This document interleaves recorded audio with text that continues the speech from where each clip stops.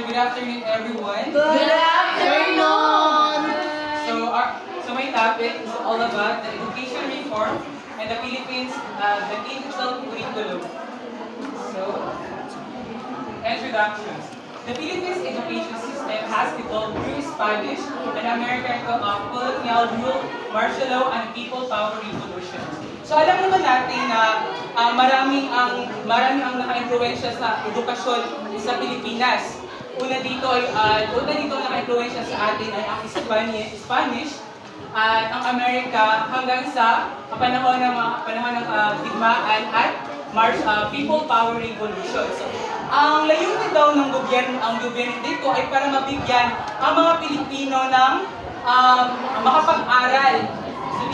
makapag-aral at dumagdag nito yung K-12 reform introduced in 2016. So ang sa system, the Philippines has a vibrant and diverse education. Tama ba? Yes, di ba? Dahil sa Pilipinas, marami tayong vibrant and diverse educations. Halimbawa dito yung private school, public school na pinapamahalaan ng gobyerno, at meron tayong Catholic school na nakukuha ng edukasyon ng mga kabataan na nakakatulong sa ating komunidad. At dito naman ang Departments of Education oversees the provisions of the basic education. So naiintindihan ba? So madali naman siya dahil parang mauulit-ulit naman natin kung ano ang ibig sabihin ng curriculum ng K-12. So ang history. The education system has shaped by the country colonial history. Under the Spanish rule, education was mostly religious, excluding the most Filipino. It was only in the 19th century the Filipino gained access to universities within the U.S. took control. In 1898, they introduced the non-religious education. So, sinabi ko na kanina na na-influensyahan tayo ng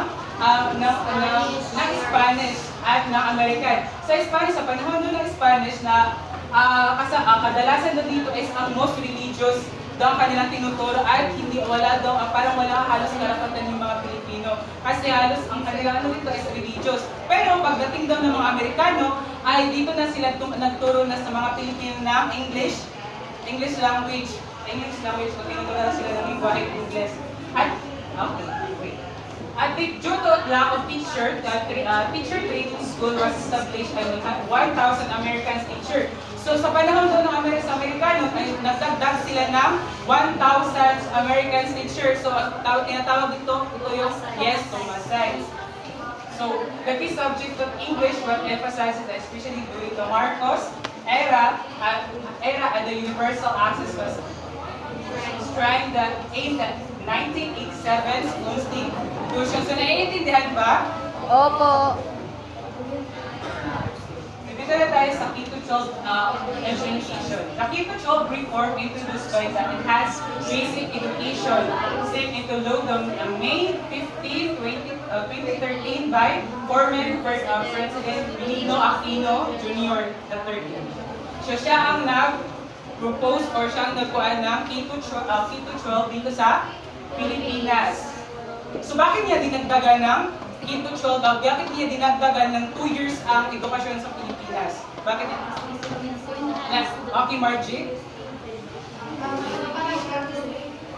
Tingin ko lamang ito, hindi ko lang kung tama aking ideya, pero para sa akin lang. Ang rason kung bakit dinagdagan ng 2 years, para naging K-12 curriculum kasi marami nagsasabi na ang mga graduate sa college ay kulang pa daw sila sa kaalaman at ang iba ay nakapag-graduate pero hindi naman marunong sa mga bagay-bagay na yung pang real life situation na balito. Kung kaya naisipan nila na magdagdag para daw meron pang para magdagdag na 2 taon para continuation ng kanilang kaalaman at magkaroon ng panibagong kaalaman. Palakahan natin si Binibining Conchelo, parang may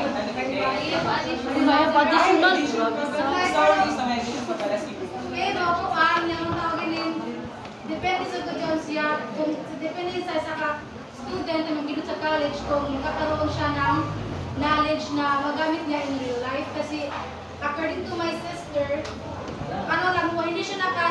sa K-12 at yung ano lang talaga yung tawag nito. Basic education. Yes, basic lang mula ng K-12 ay pag-graduate niya ay nakapagtrabaho at nagkaroon ng magandang trabaho na makikita ko talaga na kahit hindi nagdagdago, hindi siya nakaranas ng K-12 ay nagkaroon pa rin siya ng magandang kinabukasan. Okay, parang baka natin yung binibining Margie. So parang si binibining mong Shelo din, parang may idea. Para sa akin, kaya nila dinagdagan ng 2 years kasi nga to enhance the education system sa Pilipinas. Kaya dahil palagi tayong huli sa world education system.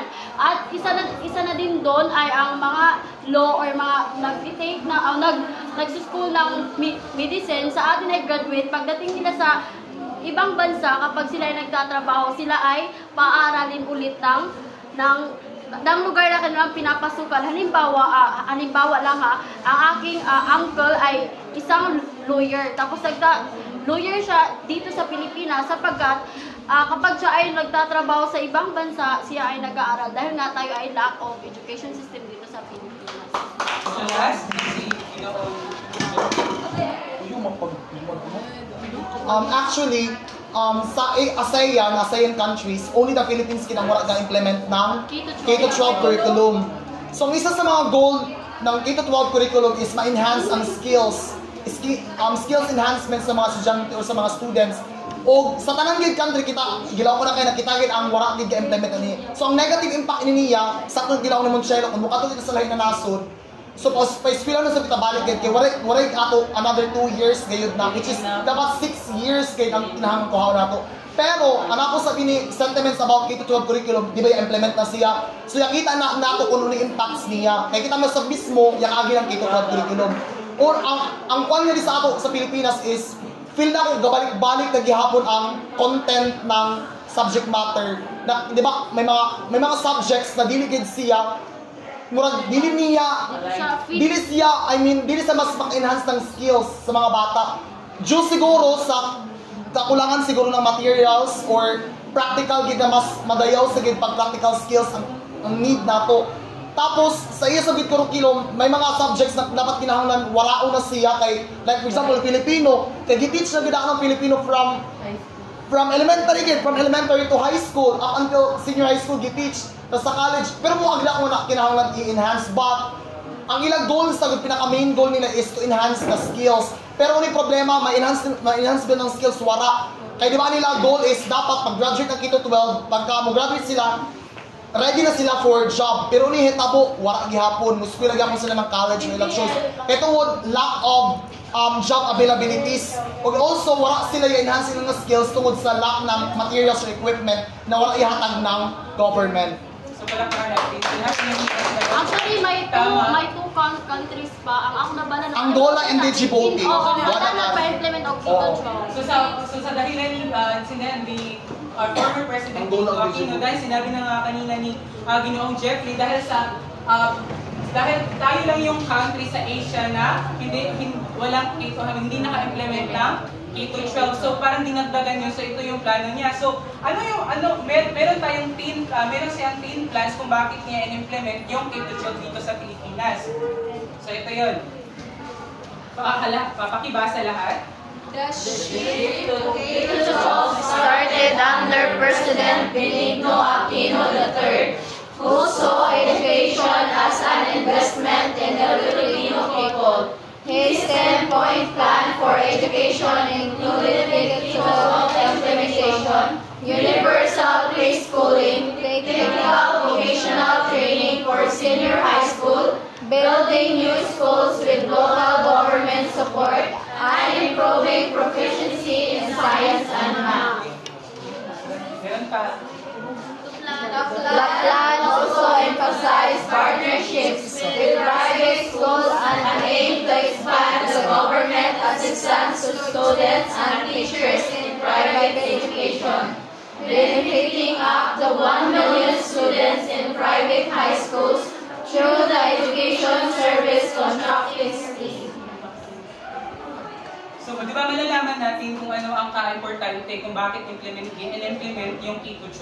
Pero hindi talaga natin inaasay yung mga instances na yung magiging mga problema na magiging sanhi nito. Pero makikita natin sa 10 points na plan nila kung bakit nila implement yung K-12 ay malalaman natin na isa ito sa pinaka-importante na makakatulong sa ating komunidad at sa mga estudyante para madagdagan ang mga kaalaman. Dahil nakikita nila noon na parang grade 10 lang hanggang, di ba, 10 college na agad. So, nakikita nila na parang kulang talaga yung mga kaalaman. So, dinagdagan nila, pero hindi nila inaasahan yung nagiging sanhi nito. So, dito naman tayo sa Educational for All. In 2015, the Educational for All, the AFA, the initiative that aimed to ensure all Filipinos achieve the functional literacy, the ability to read, write, and calculate effectively, supporting the K-12 reform, the AFA self-4 objectives, providing the educational out of school youth and adults, reducing dropouts, early school year courage, communications, basic education, and ensuring the attainment of basic education. So dito sa Educational for All, dito daw ay parang isang target nila ay parang sa mga bata ay parang lahat ay makabasa.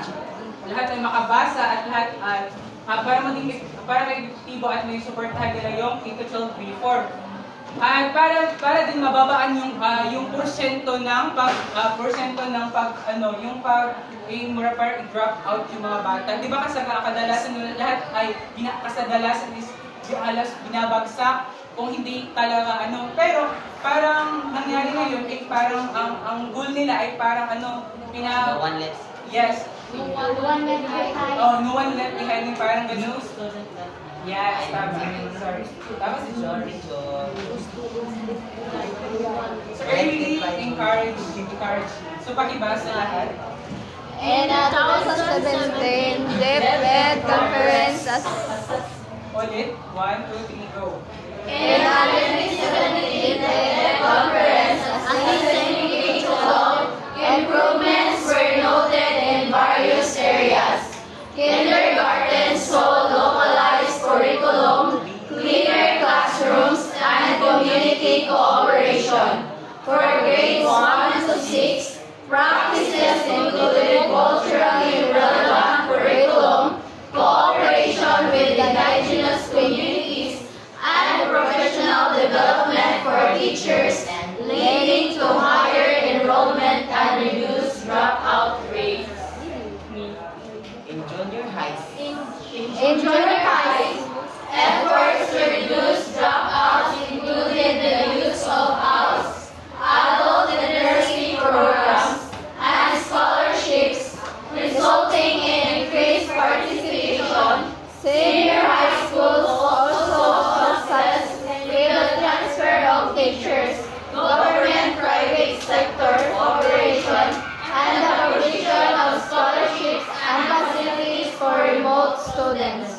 So, di ba, nakikita natin, marami din mga naging oportunidad kung bakit nila implementahan ang K-12. So, marami yung mga, parang isa lang goal nila dito ay para yung mga tao hindi nakapag-aral ay makapasok sa katulad ng ALS. So, marami silang mga nag-implementa na nakakatulong sa mga tao. Katulad ng literacy programs and scholarship resulting in increased participation. At dito din sa senior high school, so success with the transfer teachers. So, nakakatulong din ito para makapagdagdag ng mga guro na makaturo sa senior high school. So, meron pa ba mga idea dito? Wala na? Naiintindihan ba? Jeffrey? Okay na? Rising standard. So, discussions of K-12 focus on rising standard, improving teacher quality, ensuring the completions of basic schooling. Despite of efforts, the dropout rate remained high. Data from the Philippines Statistics Authority revealed around 4 million children and young people were out of school in 2013. And by April 2016, 39% of the workforce has not completed basic education. The World Bank highlighted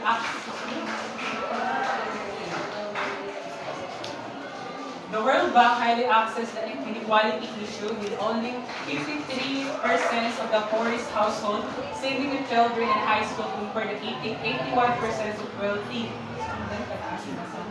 So dito na tayo sa, di ba, sa rising standard discussion, the teacher will focus rising standard improving the teacher quality. So that dito nakikita nila na sa 2013, madami talaga mga estudyante na drop out, drop out. Yes, data from the Philippine Statistic Authority for school. So, para out of school and by April 2016. So meron, sino may idea dito? Patrick, may idea ka dito sa Okay, for this kanina slide, we all know that the Department of Education was continually improving teaching quality. Sa dun sa mga plano ng ibakuan para lang ang quality sa teaching and improve. But despite the efforts, why there are so many dropout, rates and dropout ng Gabon? According to the statistical data, na 4 million children and young people were at school in 2013. By April 2016, 39% of the workforce had not completed basic education. So, maybe mga 3, 4, 3 years after the implementation, 39% kapon ang buwan or nakakita basic education. So, kapon na kung yapon na buwan. So, Jeff, Johnny, meron ka ba idea dito? So, in my opinion, I'm not really so sure if ako sa pinansin mo that. Pero for me, I think one of the factors na maka-apekto sa dropouts kaya kung sa economic status na isang kapamilya. Maaari na kasi na ang isang estudyante ay nasa malayong lugar at hindi na makayang paaralin ng kanyang magulang o di kaya naman ay mayroong kakulangan sa pinansyal na pagpapaaral. Maaring ang isang estudyante ay kumbaga nasa isang lugar siya na kung saan masalimuot ang kanyang environment na kumbaga nawawala siya ng interest na pumasok sa eskwelahan. Tapos isa din sa kumbaga rason kung bakit mayroong dropout kasi di ba makikita natin sa ating curriculum sa basic education sa elementary, di ba?